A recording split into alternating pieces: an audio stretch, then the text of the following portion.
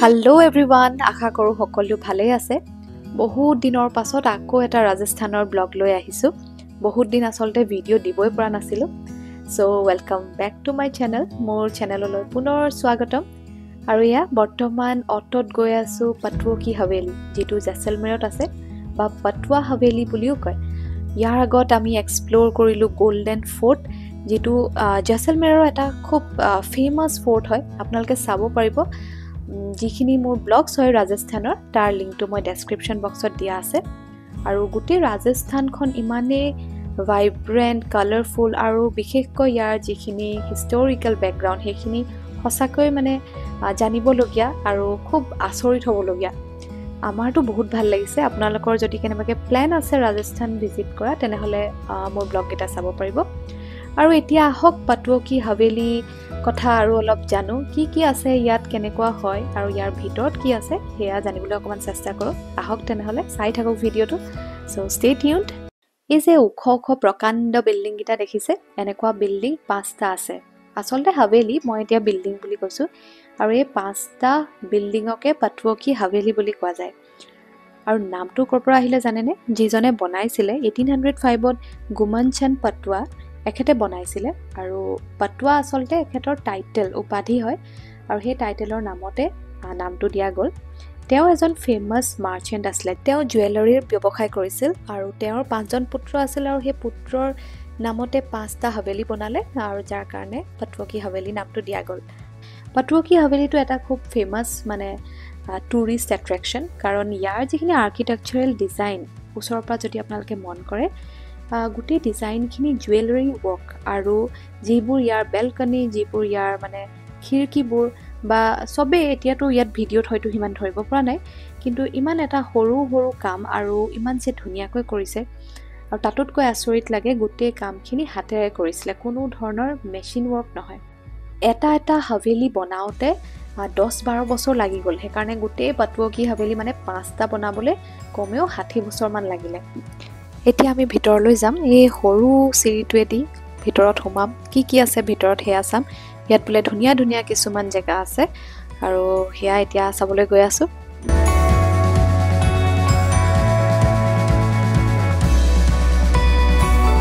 পটুৱা G family তেওঁলোকৰ এটো এটা প্ৰাইভেট ৰেসিডেন্স এনেকে আমাৰ বেডৰুম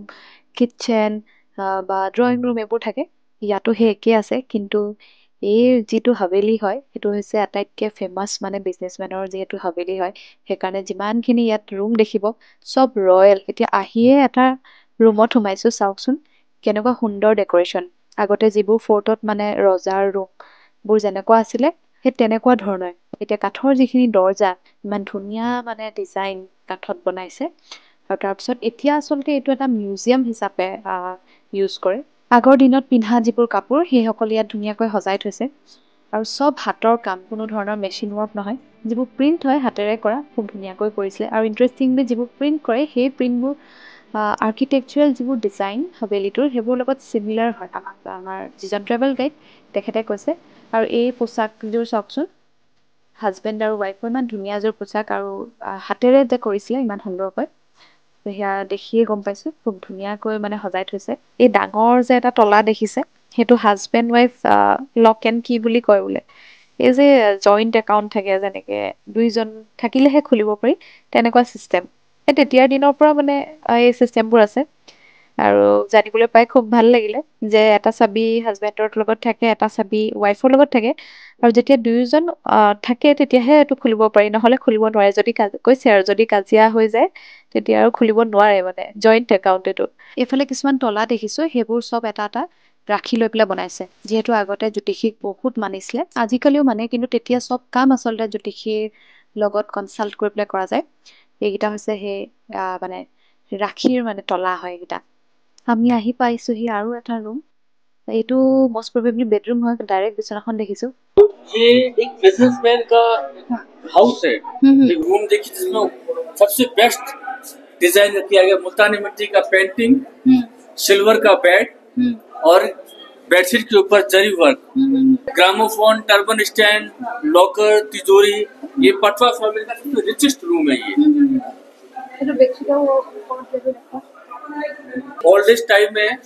जहाँ 16 श्रृंगार पति के साथ जिंदगी जीने के टाइम में उनको पति के रहते हुए अपना हर प्रकार का शौक पूरा किया करती थी, जिसे कहते हैं 16 श्रृंगार, मारवाड़ी लोगों का 16 श्रृंगार। आईना गोटे मेकअप बॉक्स हेती गोटेखिनि আছে ইয়াত सिलाई मशीन, केरोसिन से प्रेस चलने वाला, लकड़ी के कंघी। ঠিক আছে सिलाई মেচিনটোলৈকে আছে ইয়াত সব আছে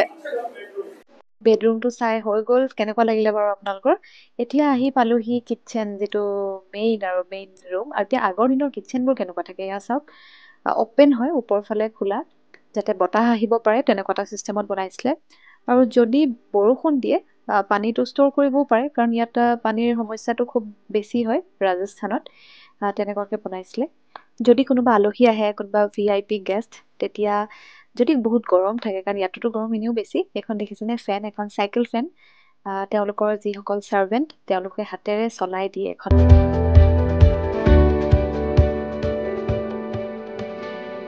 কিচেনৰ পৰা ওলাই আহিলো আসলতে কি নাই বুলি কম এফালে দেখিছো এন্টাৰটেইনমেন্টৰ কাৰণে বাদ্যযন্ত্ৰবোৰ আছে যদি ডেজাৰ্টৰ ফালে যোৱা যায় তাত হে নাচ গানৰ যেটো কালচাৰ তাত খুব বেছি হয় আমিও পিছে ইয়াৰ পিছত ডেজাৰ্টলৈ যাম ভিডিঅ' চাই থাকিব ভিডিঅ' আহি আছে আৰু এফালে সব যিহেৰে মানে হাতেৰে বনাই বুলি যেহেতু কৈছিলো আৰু এনেকুৱা ধৰণৰ কিছুমান ইনস্ট্ৰুমেন্ট ব্যৱহাৰ হয় কাটিবলে ডিজাইন দিবলে তো সেইখিনি ইয়াত ধুনীয়াকৈ থৈছে আৰু এতিয়া আহিলো ড্ৰয়িং ৰুমলৈ ড্ৰয়িং ৰুমটো চাওকচোন কি ধুনীয়া হয় ধুনীয়া ধুনীয়া সোফা সেট আৰু যি আছে চাই যাওক আপোনালোকে এখন ওয়াল বাকি নাই মানে উইদাউট মানে প্লেইন ওয়াল বুলি ক'বলৈ নাই সবতে ধুনীয়া ধুনীয়া কাটিংছ ধুনীয়া ধুনীয়া ডিজাইন পেইন্টিংছ মিৰৰ ৱৰ্ক কেনেকুৱা ৰিচ ৰাজস্থানখন সঁচাকে খুব মানে ৰিচ কালচাৰ সব ফালৰ পৰা এইফালে আৰু এটা ৰুম আছে য'ত খেল খেলে তাৰ বাবে এটা এক্সট্ৰা ৰুম মহাভাৰতত যিটো পাখা খেল আৰু চপাৰ বুলিও এটা গেম আছে তো সেয়া ইয়াত এনেকৈ ধুনীয়াকৈ সজাইও থৈছে এয়া চাওক সেইবোৰ পাখা খেল খেলে ইয়াতে বহি পেলাই চবেই চোৱা হৈ গ'ল আৰু ফাইনেলি আমি টেৰেছত আহি পালোহি ইয়াৰ পৰা যিটো গোল্ডেন ফৰ্ট সেইটো খুব ধুনীয়াকৈ দেখি খুব সুন্দৰ এটা ভিউ এতিয়া সেই ভিউটো মই এতিয়া আপোনালোকক দেখুৱাম তো মই এতিয়া আহিছোঁ সেইটো হৈছে গোল্ডেন ফৰ্ট একদম ডাঙৰকৈ যে দেখিছে ফৰ্টটো সেইটো হৈছে গোল্ডেন ফৰ্ট টেৰেছৰ পৰা তললৈ নামি আহিছোঁ আৰু ইয়াৰ পাছত আমি যাম গাৰিছাৰ লেক অলপ লোকেল মাৰ্কেট এৰিয়া আছে তাতো অকণমান সোমাম আৰু কেনেকুৱা লাগিছে আপোনালোকৰ পাটুৱাকি হাভেলি আৰু পিছে এটা সেকশন আছিলে এইটো হৈছে ফসিলছৰ যিবোৰ কালেকশ্যন সেইখিনি ইয়াত এনেকৈ ধুনীয়াকৈ কৰি থোৱা হৈছে ডাঙৰ ডাঙৰ কিছুমান সৰু একেবাৰে সৰুও আছে এইবোৰ ভেৰাইটিজ বেলেগ বেলেগ শ্বেপৰ আৰু ইয়াৰ পৰা ওলাই আমি অকণমান লোকেল যি মাৰ্কেট সেয়া অকণমান চাবলৈ আহিলোঁ ওচৰতে সৰু দোকান আছে ধুনীয়া কালাৰফুল মানে কাপোৰ কিছুমান দেখিছোঁ এয়া আকৌ আমাৰ মিষ্টাৰ শইকীয়া বৰ বেলেগ এটা ৰূপত কিন্তু দেখিব nice or even you can get color choice also from this. আচ্ছা आप वीडियो এইখন দোকানত আমি ললো এজন দাদা বিৰাট ভাল লাগিলে আমাৰ কথা পাতি আমি ললো এইবিলাক কাপোৰ ললো আমি এতিয়া আমি পাইছোহি গাৰিছাৰ লেক আৰু ইয়াত মানে জেচলমেৰত গৰমটো দিনত বিৰাট বেছি মানে যিমান সোনকালে গৰম হয় সিমান সোনকালে ৰাতি ঠাণ্ডাও হয় এতিয়া গৰমটো বেছি বাবে এয়া অলপ নিম্বু চ'ডা খাই লওঁ ভাবিছোঁ ইয়াতে এই পোৱালিটো দেখিছেনে একদম পুৰা এক্টিভ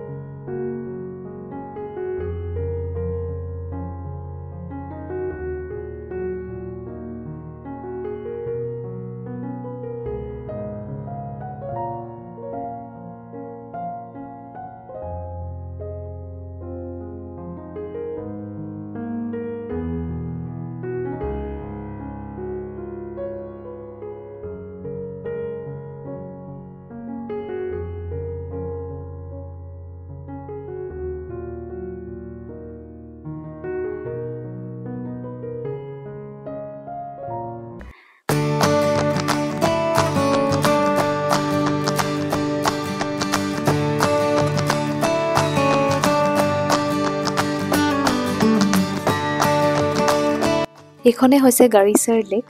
শান্ত এটা পৰিৱেশ সেইকাৰণে ভাল লাগিছে অকমান সময় আমি ইয়াতে কটালো দেখিছেনে কিছুমানে বোটিং কৰিছে বোটিং কৰা অপচনো আছে এনেকে সাইডত হে ইয়েলো কালাৰ বোটছবোৰ থৈ দিয়া আছে আমি যদিও বোটিং কৰা নাই আমি অলপ সময় ইয়াতে কটালো কাৰণ আহিয়ে ভাল লাগিছে চাৰিওফালে পানী পৰিৱেশটো মানে ঠাণ্ডা শান্তি এটা পৰিৱেশ